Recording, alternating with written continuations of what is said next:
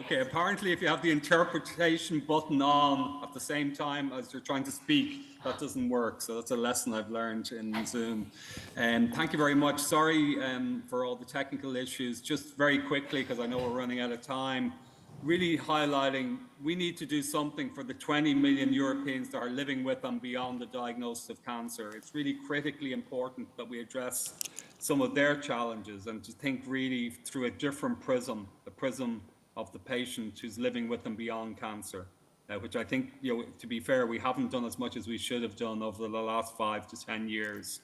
One of the things that we very much highlighted is the importance not only of focusing on living with and beyond cancer, but also on doing research that actually identifies what are the key challenges that those living beyond the cancer diagnosis face, and how can we address those key challenges.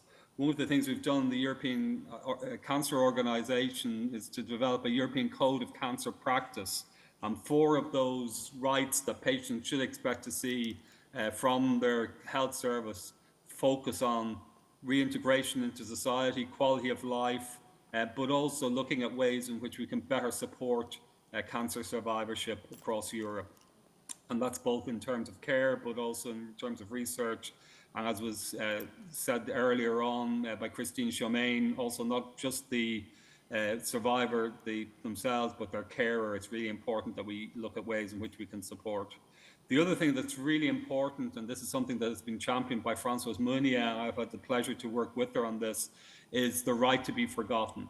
So what we have a situation at the moment is that cancer patients, many of whom are cured of their disease, still have challenges in relation to getting mortgages and insurance. This should not be the case. Cancer patients should not have to pay twice. So we need to change this. A number of European countries have.